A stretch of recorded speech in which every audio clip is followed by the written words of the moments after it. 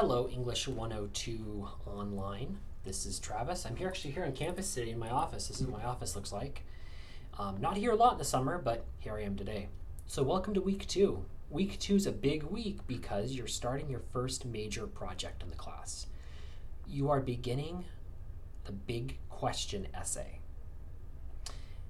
Basically, you're going to be picking a sports-related topic and you're going to be posing a big question about that topic, what's called an inquiry question. Your paper is going to be driven by the inquiry question that you pick. And eventually you're going to answer the question in your paper. Basically, we're going to be following a process that is introduced in this wonderful book, one of your textbooks, called The Curious Researcher. So if you haven't got your copy of it yet, make sure you get it as soon as possible. You can see the author's name there, Bruce Ballinger. This is the 8th edition. This is my instructor copy. This book is divided into sort of weekly chapters, weeks 1 through 5. We're going to be starting week 1. So here we are in week 2 of our semester. We're starting week 1 of this book.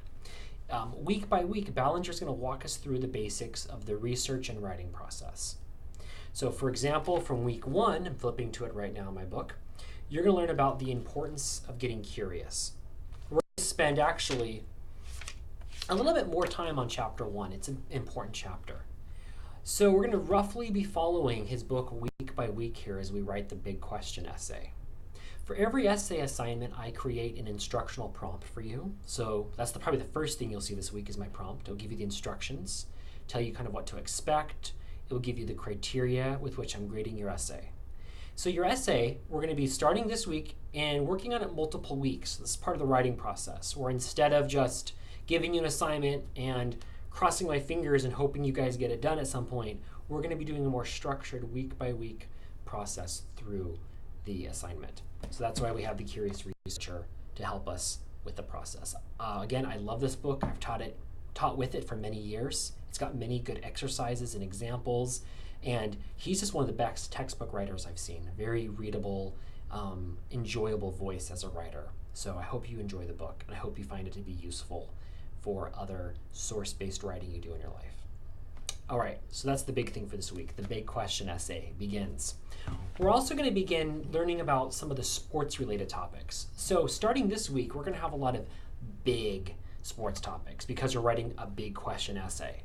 So questions like, is sports a business? Does sports provide more good or harm for our communities? Are building stadiums with public money worth it? These are all examples of big questions, and there's thousands of them you can pose in sports. So you're going to begin reading about some of these issues, and you're going to begin responding to them in your reading responses.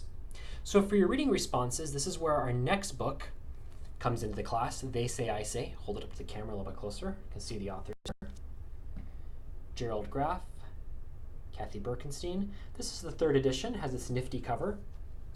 This book was a favorite with my students last semester. One of my students wrote that this is her favorite book that she had all of last semester in all of her classes. This book, as you can see, is pretty thin. Nice and skinny book. And what it does is each chapter has a different theme to it.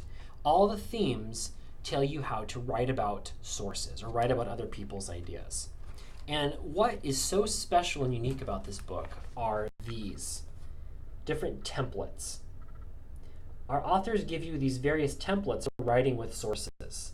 And depending on the theme of the chapter, you have a number of different sort of fill-in-the-blank templates. So you learn about these templates and you're going to use them in your reading responses. So this will help give you some tools that you can use when entering in a conversation in which you're responding to people's ideas. So I hope you really benefit from this book. I think you'll really, really enjoy it. It's very easy to read. It's, again, a short book. And a little secret here about it. At the very back on page 293, there we go, got my camera to focus, we have an index of all the templates. Make a photocopy of that, write them all down, make note of that. So there you go. That's what's going on for week number 2. It's a long video this week. It'll be much shorter in other weeks, but I wish you the best as you start your project, and email me if you have any questions. See you in week 3. Bye-bye.